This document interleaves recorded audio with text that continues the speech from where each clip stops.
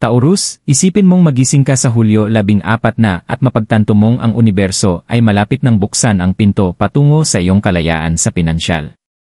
Paano kung isang araw lang ang kayang magbago ng iyong pinansyal na kapalaran? Ang mga kosmikong enerhiya ay nagkakasundo, at ang bihirang sandaling ito ay para sa iyo upang yakapin, ihanda ang iyong sarili para sa pagbabago, dahil ang kasaganaan ay mas malapit kaysa sa iyong inaasahan. Taurus, habang nakatayo ka sa gilid ng Hulyo 14 na, maaaring hindi mo pa ito nararamdaman, ngunit ang universo ay nag-organisa ng pagbabago sa iyong pinansyal na enerhiya. Para sa karamihan, isa na namang araw lang. Ngunit para sa iyo, ito ay isang pambihirang pagkakasunod-sunod, isang bihirang kosmikong sandali na maaaring magbago ng takbo ng iyong pinansyal na kapalaran. Hindi lang ito swerte, ito ay ang universo na nagtutulungan sa iyo. Sa video na ito, ipapakita namin kung bakit ang Hulyo 14 na ay ang susi para buksan ang iyong yaman, at kung paano mo magagamit ang kapangyarihan ng kosmos upang maipakita ang pinansyal na kalayaan na nararapat sa iyo. Handa ka na bang kunin ang unang hakbang patungo sa kasaganaan? Pag-unawa sa pinansyal na enerhiya ng Taurus. Taurus, bilang isang earth sign, ay nakatayo sa praktikalidad, determinasyon, at malalim na pagnanasa para sa seguridad. Ikaw ay namumuhay para sa katatagan, at pagdating sa pinansyal, alam mo ng eksakto kung ano ang nais mo at handang magtrabaho ng mabuti upang makamit ito. Ngunit may higit pa sa iyong pinansyal na enerhiya, kaysa sa simpleng sipag, ito ay tungkol sa pag-unawa sa daloy ng enerhiya at pagsasaayos nito sa tamang oras ng universo. Pinamumunuan ng Venus, ang planeta ng kagandahan, pag-ibig, at, pinakamahalaga, yaman, ang Taurus ay may likas na koneksyon sa materyal na mundo. Ang Venus ay hindi lamang nakakaapekto sa iyong pakiramdam ng kaginhawaan at luho, kundi pati na rin sa iyong kakayahang mag-manifest ng kasaganaan. Gayunpaman, kahit na may lahat ng kosmikong biyaya na nasa iyong mga kamay, mahalaga para sa iyo na manatiling nakaalin sa iyong tunay na mga hangarin, dahil kapag ikaw ay nakasint sa universo, ang iyong pinansyal na enerhiya ay dumadaloy ng walang kahirap-hirap. Ngunit may isang bagay na maraming Taurus ang hindi napapansin, ang kahalagahan ng timing. Habang ang iyong sign ay kilala sa pasensya, kailangan mo ring kilalanin na may mga sandali sa oras na maaaring magpalakas ng iyong potensyal. Kaya't napakahalaga ng Hulyo 14 na. Hindi lamang ito tungkol sa pagtatrabaho ng mabuti at paghihintay para sa mga bunga ng iyong paggawa na maghinog. Ito ay tungkol sa pagkilala kung kailan ang kosmikong puwersa ay perpektong nakaalin upang matulungan kang mag-manifest ng pinansyal na kasaganaan ng mas mabilis kaysa dati. Ang partikular na pagkakasunod-sunod ng Hulyo 14 na ay nagdudulot ng isang natatanging pagkakataon para sa Taurus. Pinapalakas ng mga celestial na enerhiya ang iyong kakayahang mag-akit ng yaman, ngunit tanging kung handa kang kumilos. Hindi ito tungkol sa pagmamadali sa mga desisyong walang pag-isip, ito ay tungkol sa pagiging pasensyoso, ngunit proaktibo. Taurus, ang iyong ruling planet, ang Venus, ay nagpapadala ng mga senyales na maaaring magpataas ng iyong pinansyal na intuisyon. Kung magtitiwala ka sa iyong sarili at sa timing ng universo, maaaring ang Hulyo 14 na ang simula ng isang bagong panahon ng pinansyal na kasaganaan. Habang ikaw ay naghahanda para sa pagbabagong ito, mahalaga na tandaan na mayroon kang likas na kakayahang mag-manifest ng kasaganaan. Ang praktikal at makalupang likas na katangian ng iyong sign ay nagbibigay ng pundasyon para sa matagumpay na tagumpay. Ngunit para magtagumpay ang kosmikong pagkakasunod-sunod na ito para sa iyo, kailangan mong magkaroon ng tamang mindset. Hindi lamang ang sipag ang nire-reward ng universo, ang nire-reward ay ang pagiging nakaalin. Sa Hulyo 14 na, mag-ingat kung paano mo nararamdaman at iniisip ang tungkol sa pera. Nasa isang espasyo ka ba ng kasaganaan, o ikaw ba ay nakulong sa isang mindset ng kakulangan? Bukas ka ba sa pagtanggap o sobra kang nakatutok sa kung ano ang wala ka? Ang mga mental na hadlang na ito ay maaaring pumigil sa iyong buong pagkakahanay sa yaman na nais ihandog ng universo. Para sa Taurus, ang susi ay manatiling grounded habang bukas din sa pagtanggap ng mga pagkakataon na dumarating sa iyong buhay. Ang universo ay palaging nag-aalok ng mga pagkakataon, ngunit nasa sa iyo ang pagkilala sa mga ito. Kung handa kang mag-aliin sa bihirang kosmikong kaganapang ito, kailangan mong linisin ang iyong enerhiya at mag-focus sa kung ano talaga ang nais mo. Magtiwala sa proseso at magtiwala sa iyong sarili. Ang pinansyal na tagumpay na iyong pinapangarap ay hindi lang posible, naghihintay ito sa iyo. Ano ang ibig sabihin ng Hulyo 14 na para sa Taurus? Ang Hulyo 14 na ay hindi lang basta isang araw sa kalendaryo, ito ay isang sandali ng malalim na kahulugan para sa Taurus, isang bihirang kosmikong pagkakasunod-sunod na may potensyal na magbago ng takbo ng iyong pinansyal na kapalaran. Sa araw na ito, ang enerhiya sa pagitan ng Venus, ang iyong ruling planet, at ang posisyon ng buwan at iba pang celestial na katawan ay lilikha ng isang makapangyarihang pagkakataon para magmanifest ng kasaganaan. Ngunit bakit kaya mahalaga ang pagkakasunod-sunod na ito? At ano ang ibig sabihin nito para sa iyo, Taurus? Una, tignan natin ang Venus. Bilang planeta ng pag-ibig at pera, pinamumunuan ng Venus hindi lang ang iyong mga relasyon at aesthetic na halaga kundi pati na rin kung paano mo inaakit at hinahandle ang yaman. Kapag ang Venus ay nasa isang paborableng posisyon, pinapalakas nito ang iyong kakayahang magmanifest ng pinansyal na tagumpay na naghihikayat ng mga pagkakataon papunta sa iyo na parang isang magnet. Sa Hulyo 14 na, ang Venus ay nakaalin sa isang paraan na pinapalakas ang iyong intuitive na pinansyal na pandama.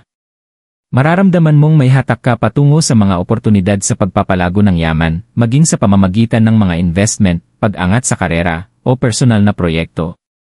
Ang iyong instincts ay magiging matalim, at ang iyong kakayahang makita ang mga magagandang oportunidad ay tataas. Ngunit hindi lang yan. Ang pagkakasunod-sunod ng buwan sa Hulyo 14 na ay magdadagdag ng isang karagdagang layer ng emosyonal na lalim sa kosmikong kaganapang ito. Kilala ang Taurus sa pagiging praktikal, ngunit ang iyong makalupang kalikasan ay madalas na nangangahulugan na ang iyong emosyon ay maaaring maglaro ng isang mahalagang papel sa iyong mga desisyon. Sa araw na ito, ang buwan ay magpapalakas ng iyong emosyonal na koneksyon sa pera, hinihikayat ka na mag-reflect sa iyong mas malalim na mga hangarin at halaga.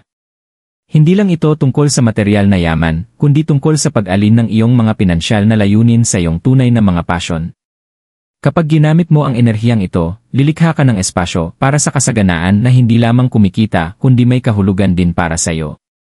Ang araw na ito ay magiging tanda ng isang makapangyarihang pag-angat ng earth energy na magbibigay sa iyo ng grounding sa iyong praktikal na kalikasan habang hinihikayat ka na magsagawa ng matapang ngunit maingat na mga hakbang.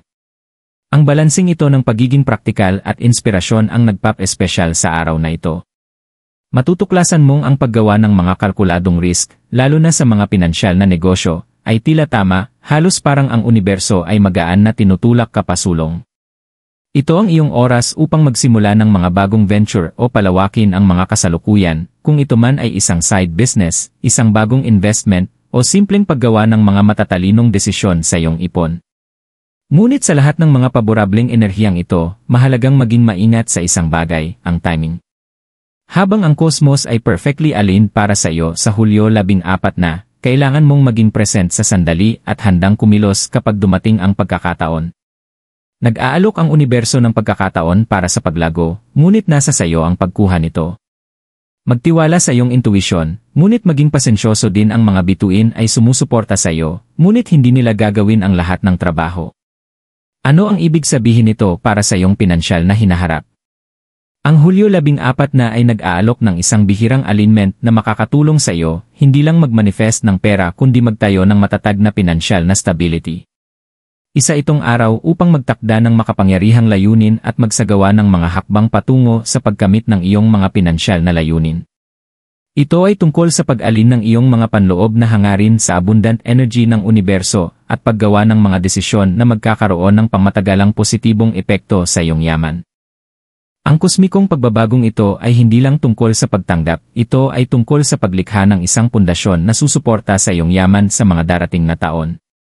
Kung ikaw man ay nagnanais na magbayad ng mga utang, mag-invest sa bagong bagay, o magsimula ng bagong negosyo, ang Hulyo 14 na ay ang araw kung kailan makikialin ka sa enerhiya ng kasaganaan.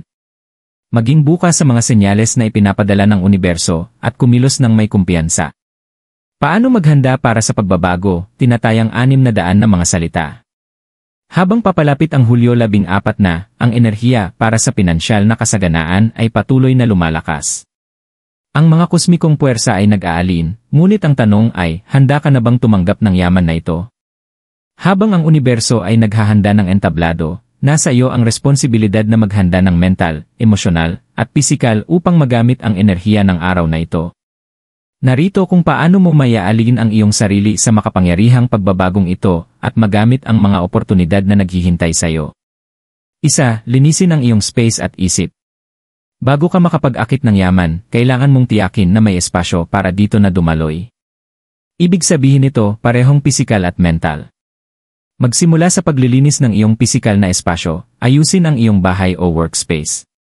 Taurus, ikaw ay isang sign na namumuhay para sa kaayusan at katatagan, at ang kalat ay maaaring mag-block sa daloy ng positibong enerhiya. Sa pamamagitan ng paglilinis, ikaw ay simbolikong nag-a-clear ng landas para sa mga bagong oportunidad na pumasok sa iyong buhay. Susunod, linisin ang iyong isip.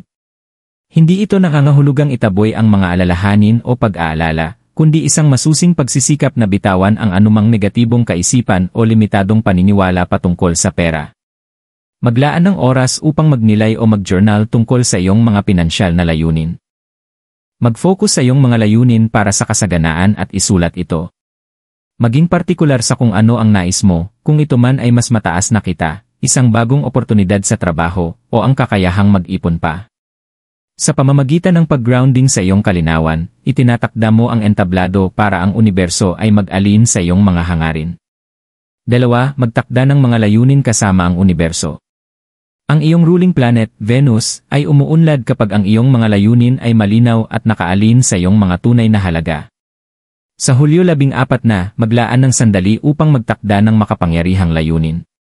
Pinapalakas ng enerhiya ng Venus ang tamang oras upang ipahayag ang iyong mga nais sa universo. Isara ang iyong mga mata at i-visualize kung ano ang nais mong makamit sa pinansyal. I-visualize ang iyong tagumpay, kung ito man ay pagbabayad ng utang, pagtanggap ng raise, o paglulunsad ng bagong negosyo. Sabihin ang mga layuning ito ng malakas o isulat ito. Ang paggawa ng aksyon ng pagsasalita ng iyong mga hangarin ay nagpapalakas ng iyong commitment sa mga ito. Ang universo ay tumutugon sa parehong aksyon at enerhiya, at kapag idineklara mo ang iyong mga layunin ng may tiwala, ipinapadala mo ang isang malinaw na mensahe sa kosmos na handa ka ng tumanggap. 3. Magsagawa ng ritual para sa pagmanifest ng pera.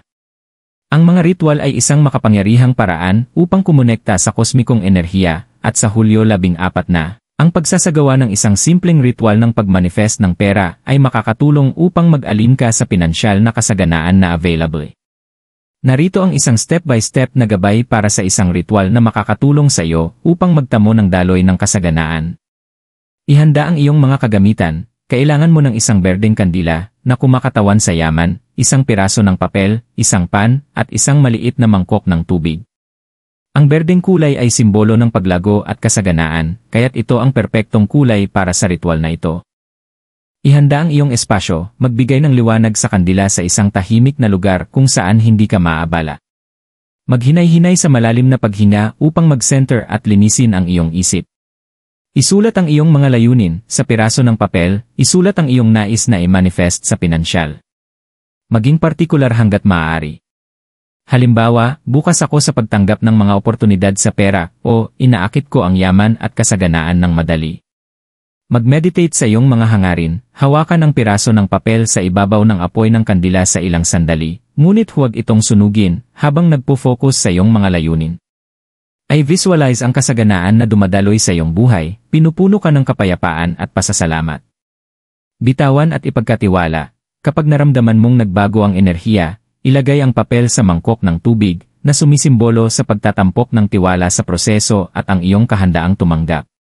4. Affirmations para palakasin ang iyong mindset. Ang iyong mga iniisip at pinaniniwalaan ay may napakalaking kapangyarihan, lalo na kapag ang usapin ay pera. Upang ialiin ang iyong enerhiya sa pinansyal na daloy sa Hulyo 14 na, ang mga affirmations ay isang mahusay na tool. Gamitin ang mga affirmations na ito tuwing umaga bago dumating ang araw, at sa mismong Hulyo 14 na. Ako ay karapat-dapat sa kasaganaan sa lahat ng aspeto ng aking buhay. Ang pera ay dumadaloy sa akin ng madali at walang kahirap-hirap. Ako ay umaakit ng yaman, mga oportunidad at tagumpay. Ako ay bukas at handang tumanggap ng mga pinansyal na pagpapala na inihanda ng universo para sa akin. Muling sabihin ito ng may paniniwala at tiwala. Habang inuulit mo ito, mas magpapalalim ang iyong paniniwala sa mga ito. Ang pagbabagong ito ng mindset ay napakahalaga upang makaakit ng kasaganaan sa iyong buhay. 5. Magsagawa ng praktikal na aksyon patungo sa iyong mga layunin.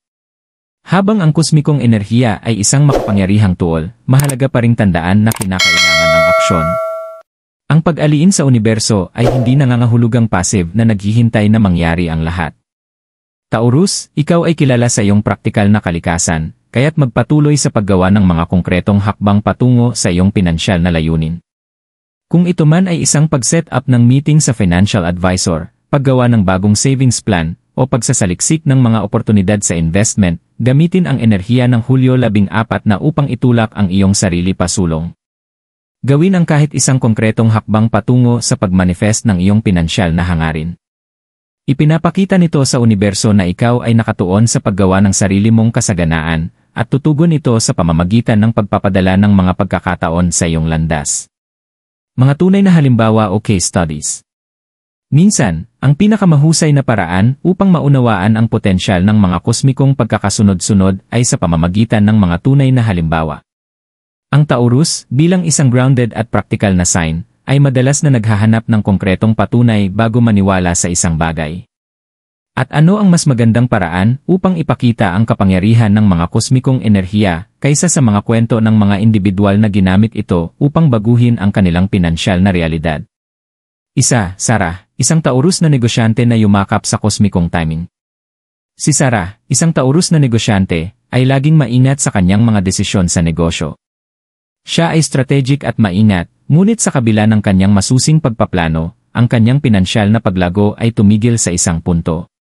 Nang papalapit na ang Hulyo 14 narinig ni Sarah ang tungkol sa kosmikong pagkakasunod-sunod para sa Taurus at nagdesisyon siyang yakapin ang pagkakataon. Nagset siya ng malinaw na layunin sa araw ng alignment, gamit ang green candle ritual at nag-focus sa pagpapalawak ng kanyang negosyo. Nang hapon na yon, nakatanggap siya ng tawag na matagal niyang hinihintay, may isang investor na interesado sa pagpapalago ng kanyang negosyo. Ang timing ay hindi matatawaran, at ang kanyang pananampalataya sa kosmikong alignment ay na-reaffirm. Nagpatuloy si Sarah sa pagtitiwala sa kapangyarihan ng mga bituin, at gumawa ng mga kalkuladong desisyon na nakaalin sa kanyang mga halaga. Sa pagtatapos ng taon, ang kanyang negosyo ay lumago ng malaki, nakakakuha ng mga bagong partnership, tumataas ang kita, at nakakakuha ng atensyon mula sa media. Ang kwento ni Sarah ay isang perpektong halimbawa ng kung paano ang pagtitiwala sa timing ng universo, kasabay ng mga strategic na hakbang, ay maaaring magdala ng hindi kapani-paniwalang tagumpay sa pinansyal. 2. James, isang Taurus na profesional na nakamit ang bagong pinansyal na milestone. Si James, isang Taurus na nagtatrabaho sa finance, ay palaging magaling sa pera ngunit may tendensyang mag-ingat sa malalaking risk. Hindi siya ang tipo ng tao na nagtatangkang kumuha ng malalaking hakbang na naging kapaki-pakinabang sa kanya sa maikling panahon, ngunit napansin niyang siya ay natigil sa kanyang karera. Sa Hulyo 14 matapos basahin ang tungkol sa paparating na kosmikong alignment, nagdesisyon si James na kumuha ng leap of faith at humingi ng promotion na matagal na niyang nais ngunit natatakot siyang hilingin. Nagset siya ng layunin sa araw na yon gamit ang money manifestation ritual at affirmations. Sa kanyang gulat, sa araw ding iyon, nilapitan siya ng kanyang manager at inaalok ng hindi inaasahang pagkakataon, hindi lamang siya makakakuha ng promotion, kundi itatalaga siya sa isang mas mataas na posisyon na may mas malaking sahod at mas maraming responsibilidad. Ang kanyang tapang, kasabay ng makapangyarihang enerhiya ng Hulyo 14 ay nagbigay sa kanya ng pinansyal na breakthrough na matagal nang hinahanap. Ang kwento ni James ay isang halimbawa ng kahalagahan ng aksyon at timing. Sa pamamagitan ng isang matapang na hakbang at pagtitiwala sa kosmikong enerhiya, nakuha niya ang isang oportunidad na nagbago ng landas ng kanyang pinansyal na karera. 3. Maria, isang Taurus na nagmanifest ng pinansyal na kalayaan. Si Maria, isa pang Taurus, ay palaging nangangarap ng pinansyal na kalayaan, ngunit nahirapan sa mga utang. Sa Hulyo 14 nagdesisyon siyang seryosohin ang alignment at nagsimulang magsanay ng manifestation ritual. Isinulat niya ang kanyang mga layunin at nagmeditasyon tungkol sa kanyang mga pinansyal na layunin. Nang gabing iyon, habang binabalikan niya ang kanyang mga finances, napansin niyang sa pamamagitan ng paggawa ng ilang maliliit na pagbabago sa kanyang budget at pagputol ng hindi kinakailangang gastusin, maaari niyang bayaran ang isang malaking bahagi ng kanyang utang sa loob ng ilang buwan. Hindi lang ito tungkol sa pera, ito ay tungkol sa pagbabago ng kanyang mindset at paggawa ng maliliit, ngunit makapangyarihang hakbang na nakaalin sa kanyang layunin ng pinansyal na kalayaan. Sa loob ng ilang linggo, nabayaran niya ang isang malaking bahagi ng kanyang utang at nakaramdam ng higit na kapangyarihan kaysa kailanman upang ipagpatuloy ang kanyang paglalakbay patungo sa ganap na pinansyal na kalayaan. Ang kwento ni Maria ay isang paalala na minsan, ang pagbabago ay hindi nanggagaling sa isang malaking, overnight na transformation. Minsan, ito ay tungkol sa paggawa ng maliliit, ngunit sadyang mga pagbabago na dumarami sa paglipas ng panahon. Ano ang dapat iwasan? Habang ang kosmikong alignment ng Hulyo 14 na ay nag-aalok ng isang makapangyarihang pagkakataon para sa pinansyal na kasaganaan, mahalaga ring maging maingat sa mga bagay na maaaring mag-block ng daloy ng positibong enerhiya. Taurus, dahil sa iyong grounded at praktikal na kalikasan, maaaring matukso kang kumilos sa mga paraan na mukhang tama, ngunit maaaring hindi mo namamalayan ay magsasara ng mga pintuang iniiwan ng universo para sa iyo. Narito ang ilang bagay na dapat iwasan sa panahong ito. 1. Pagdududa sa sarili at limitadong paniniwala. Isa sa pinakamalaking hadlang na maaaring mag-block sa iyong daloy ng yaman ay ang pagdududa sa sarili. Bilang isang Taurus, ikaw ay likas na masipag at maaasahan, ngunit kahit ang pinakamatibay na tao ay maaaring makaranas ng sandali ng insecurities, lalo na kapag humaharap sa malalaking desisyon sa pera. Sa Hulyo 14 na, kapag ang kosmikong enerhiya ay nakaalin upang suportahan ang iyong mga pinansyal na layunin, ang huling bagay na nais mong mangyari ay ang hayaan ang takot o negatibong self-talk na makapaghadlang. Kapag napansin mong naiisip mo, hindi ako karapat-dapat sa pinansyal na tagumpay, o hindi ko makakamtan ang mga layunin ko, tandaan na ang mga kaisipang ito ay hindi nakaalin sa enerhiya ng kasaganaan. Palitan ito ng mga empowering affirmations tulad ng, karapat-dapat ako sa yaman, at may kakayahan akong makamit ang pinansyal na kalayaan. 2. Mabilisang pagdedesisyon at pagtanggap ng malalaking panganib. Habang ang enerhiya ng Hulyo 14 na ay magsusustento ng lakas ng loob, mahalaga na iwasan ang paggawa ng impulsive na desisyon. Ang Taurus ay likas na maingat at matalino sa paggawa ng desisyon, at ito ay isang lakas na dapat mong gamitin sa panahong ito. Huwag hayaang ang kasabikan ng kosmikong alignment ay magtulak sa iyo na gumawa ng padalos-dalos na desisyon na maaaring magpahina sa iyong pangmatagalang pinansyal na katatagan. 3. Pagtutok sa panandaliang kasiyahan. Taurus, habang ikaw ay likas na naakit sa material na kaginhawaan, hindi ito ang tamang panahon upang magpakasawa sa mga panandaliang kasiyahan na nakakasira sa iyong pangmatagalang pinansyal na kapakanan. Mag-ingat sa iyong paggastos at iwasang bumili ng mga bagay na hindi mo naman kailangan. 4. Pagwawalang bahala sa intuwisyon at emosyonal na gabay. Taurus, ang iyong intuwisyon ay isang madalas na hindi pinapansin na yaman, lalo na pagdating sa pinansyal na mga usapin. Ang kosmikong enerhiya ng Hulyo 14 na ay magpapalakas ng iyong emosyonal na koneksyon sa iyong mga pinansyal na layunin, kaya't mahalaga na pahalagahan ang iyong mga gut feelings upang hindi mawalan ng pagkakataon. Konklusyon. Habang papalapit ang kosmikong alignment ng Hulyo 14 na, Taurus, tandaan na ito ang iyong sandali. Ang universo ay nag-aalok sa iyo ng pagkakataon para sa pinansyal na paglago, kalinawan, at kasaganaan, ngunit nasa sa iyo ang pagkilala at pagsasagawa nito. Ang mga enerhiya ay perpektong nakaalin upang matulungan kang i-manifest ang yaman na nararapat sa iyo, ngunit kailangan mong maghanda mentally, emotionally, at praktikal upang magamit ang makapangyarihang pagkakataong ito. Mula sa pagtatalaga ng malinaw na layunin hanggang sa paggawa ng maliliit, ngunit makapangyarihang hakbang patungo sa iyong pinansyal na layunin, ang Hulyo 14 na ay isang araw para magsagawa ng matapang ngunit kalkuladong aksyon. Ito ay tungkol sa pagtitiwala sa iyong sarili, pagtitiwala sa universo, at pag-alin ng iyong mga hakbang sa mga kosmikong enerhiya na dumadaloy pabor sa iyo. Ang alignment na ito ay hindi tungkol sa instant na kasiyahan, ito ay tungkol sa paglikha ng matatag na pinansyal na katatagan at kasaganaan. Ngayon, Taurus, oras na para kumilos. Gawin ang mga hakbang na nakasaad sa gabay na ito, linisin ang iyong espasyo, magtakda ng mga layunin, at maghanda para sa pinansyal na pagbabago. Ang universo ay naghihintay, at handa itong gantimpalaan ka sa mga hakbang na gagawin mo ng may kalinawan, kumpiyansa, at layunin. Huwag maghintay na dumating ang kasaganaan sa iyo. Sa Hulyo 14 na, yakapin ito ng may bukas na mga kamay. Ang yaman na hinahanap mo ay nasa iyong kamay.